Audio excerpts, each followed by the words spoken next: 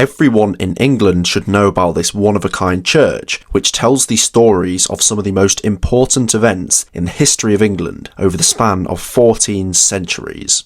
Lastingham is a remote village of around 200 people, tucked away in the North York Moors, but it contains one of the most historic sites in the whole of Britain. John Betjeman described this place as one of the most moving places in England, and in Simon Jenkins' book, England's 1,000 Best Churches, he says, "Most churches are a challenge to the faithful. This is a challenge to the faithless." The only reason we know all of this information on this site is because it was well documented by the Venerable Bede, known as the father of British history, who lived from 673 to 735. St Bede spent his life at St Paul's Monastery in Jarrow in the Tyne and Wear. Bede was a polymath who wrote and translated over 40 books at a time, when even finding tools to write with was an extreme luxury. He would have written in handcrafted tools on uneven surfaces. Bede wrote one of England's most important ever books, Historia Ecclesiastica Gentis Anglorum, or the Ecclesiastical History of the English People. He wrote it around 731 AD. Side note, this was also the first work of history to use Anno Domini, or AD, the dating system, which translates to "in the year of our Lord." But he was the first person to fully record the history of England, and the book is widely regarded as one of the first ever history books anywhere. The book starts with the Roman invasion of England and covers 800 years, up to his life. The events here in Lastingham occurred around the time of Bede's life itself, but there's no way you can understand it unless you're aware of the centuries that led up to it. The story of Christianity in Britain is one of the most incredible stories you'll ever hear. When the Romans came to Britain, many cults and religious icons followed. One of these was something called Christianity, but the secrecy and intolerance of this specific cult led to its persecution in the empire for centuries. That was until Constantine, a Roman emperor born and proclaimed in York itself, which is very fitting. He ruled from 306 to 337, and he decriminalised Christian practice across the empire. He was the first emperor to do so. It was a huge turning point in the Christianisation of the Roman Empire itself, but it was still just a minority faith here in Britain. The 5th century saw the withdrawal of the Romans from Britannia and the invasion of the Saxons, Angles and Jutes, who of course brought paganism with them. They drove Christianity out, but this dedicated cult did somehow survive, mainly on the western edges of the land, Wales, Ireland, Cornwall, and of course in western Scotland with St Columba. This was now a distinctly Celtic brand of Christianity that had now formed. In the year 597, around 40 monks from Rome arrived on the coast of Kent, led by a man named Augustine. This was known as the Gregorian Mission, and the mission statement was extremely clear. Get to Canterbury, convert the Anglo-Saxon King Ethelbert to Christianity. They targeted Ethelbert because his wife Bertha was in fact a practicing Christian herself. The king was converted and others in his kingdom soon followed suit, as was tradition. Augustine was said to have baptised thousands on Christmas Day in 597. He subsequently became the first Archbishop of Canterbury. The role to this day is the most powerful role in the Anglican Church. But the Celtic Christians of Britain did not welcome this change. They disagreed with the international Roman brand of their religion. This rift soon came to a crescendo in one of the most important events in British history, the Synod of Whitby. Supporters of the Celtic Rite and supporters of the Roman Rite of Christianity, of course, met at a council in the Kingdom of Northumbria, at what is now Whitby Abbey. The main debate was over the dating of the observance of Easter, which they disagreed upon. Ultimately, the Synod of Whitby ended in King Oswu ruling that the kingdom would accept the Roman observance of Easter instead of the Celtic observance. This was a major step in the Romanisation of the Church in England, the effects of which still exist to this day. But the outcome of the council meeting was only possible because of one man. You see, the participants could not understand each other, as Latin, Old Irish, Old English, Frankish and Old Welsh were all spoke. Bede recounts that a man named Ched, with remarkable linguistic talent, interpreted for both sides, making him the key figure at the negotiation table. His skills were actually seen as a sign of the presence of the Holy Spirit.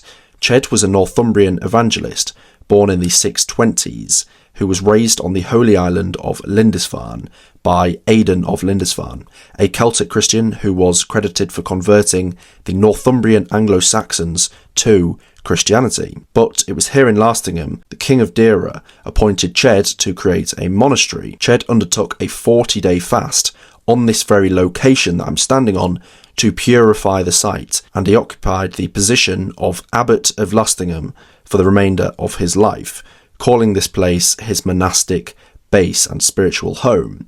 Bede noted, in accordance with the king's wishes, Ched chose a site for the monastery among some high remote hills, which seemed more suitable for the dens of robbers and haunts of wild beasts than for human habitation. His purpose in this was to fulfill the prophecy of Isaiah, in the haunts where once dwelt dragons with reeds and rushes, and he wished the fruits of good works to spring up where formerly lived only wild beasts or men who lived like beasts. So even though this is now a quaint little village in the moors, he had founded a monastery here in the land of robbers and wild beasts in an attempt to evangelise in the darkest depths of England.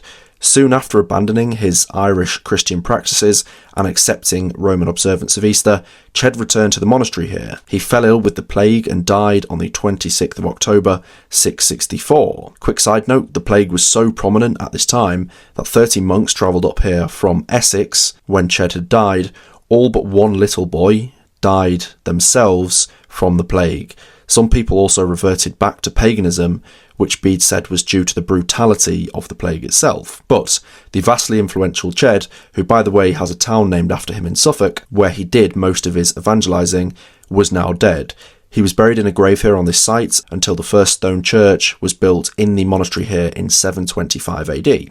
He was reinterred with a shrine within this church. So this is a real English holy site, but it tells of further history like few other places in the country. Ultimately, the reason the English and Welsh Christians found real unity generations after the Synod of Whitby was due to the arrival of the pagan Vikings. They were able to find common ground through a common enemy, but it is believed that the Norsemen pretty much destroyed the entire monastery here by 877, and now there's nothing left of it, apart from some Anglo-Saxon artefacts in the crypt of the current church, which I will show you. Not much happened for the next 2 decades until 1078, when another major event in our history occurred.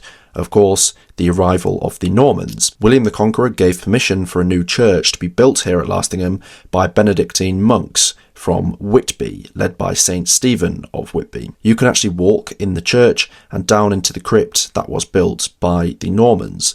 They built it where they believed Ched's body had been laid to rest, and this crypt is the only Norman crypt in England with a nave, apse and side aisles. The church claims it's the oldest Norman crypt anywhere on the planet.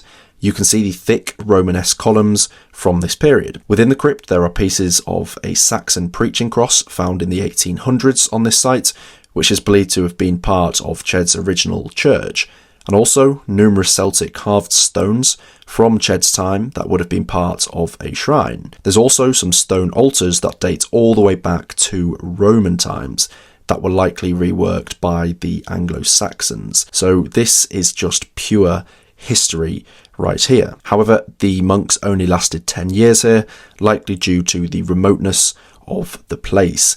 They left the monastery here unfinished and actually moved to York and founded the Great St. Mary's Abbey, also of the same name of this church, and you can find that abbey in Museum Gardens in the centre of York. This went on to become the richest abbey in the north of England, with a yearly value of over £2,000 in 1539, which is about 1.7 million now. So technically that could have been on this site here had they not moved. Until 1299, this church was actually given to St Mary's in York due to their connection, but the story is not over. How did the church get to its present day state? The Norman monastery lay decaying here for years until 1228, when a new parish church was built on the exact same site. This is when the basic outline of what you see today above ground came into existence, with the eastern rounded apse and the square western tower built in the following centuries. However, it all changed once again for the worse. The originally Catholic Church had now become Anglican after the English Reformation, when Henry VIII declared he was the head of the Church in England, not the Pope. The church slowly deteriorated again and was in a poor state by the early 17th century. Fortunately, a man named Thomas Ferris was once born here in Lastingham in the year 1569. He went on to become a wealthy shipmaster and even the mayor of Hull in 1620, but he never forgot his roots. He fully rebuilt this cradle of English Christianity in a philanthropic gesture so common across the history of England, and it's thanks to him that you can still observe the site to this day. Just remember, all across the country, at many of these historic important locations of our history, a lot of them only exist because of great men and women who came before us, who took great care in the country and its heritage. Saying that, another interesting fact about this church is that in the 17th century, cockfighting was said to have regularly taken place within the church, with or without the knowledge of the churchwarden. But the last major restoration of St Mary's Church here was in 1878 for a rather emotive reason. In the churchyard you can find the grave of a Sidney Ringers. He was the man responsible for this 1878 restoration, and he did it in honour of his daughter, who tragically passed away on her 7th birthday after choking on a cherry stone. It was in this restoration that the magnificently unique stone-vaulted roof was added, under the guidance of none other than John Loughborough Pearson, who in his day was the very best at the art of vaulting, which in layman's terms is the arched roof kind of thing that you see above. He works on over 200 major ecclesiastical buildings in England and multiple other countries around the world, and he's now buried in Westminster Abbey. This one was another of his masterpieces.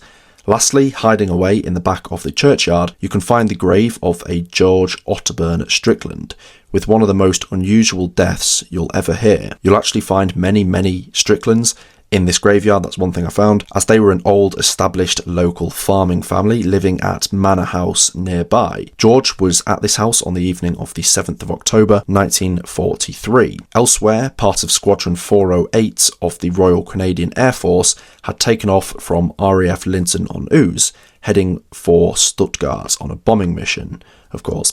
It was the squadron's first operational flights since converting to the Lancaster bombers. One of the squadron, Flight Sergeant J.D. Harvey, only had 37 flying hours on this plane, and only 331 in total, which is not a lot at all. He completely lost control immediately after takeoff, as it's believed the autopilot had been accidentally switched on prior to takeoff without the pilot noticing. The plane came down with all of its bombs in the field adjoining George's farm. The blast from a 4,000-pound high-capacity bomb actually blew the farmhouse door down, and if you've seen a real farmhouse door, you'll know how imposing they are. The door actually fell on top of the 53-year-old George, trapping and killing him. The verdict on his death was death by misadventure. So even the Second World War, another major event in British history, managed to find a way to include this great church. This is the story of Britain, so rich in history that you would never even know about it unless it's pointed out to you. A parish church built on top of a Norman church, built on top of a 7th century monastery. That's all for this video. Please do like the video if you appreciate the work I have done here.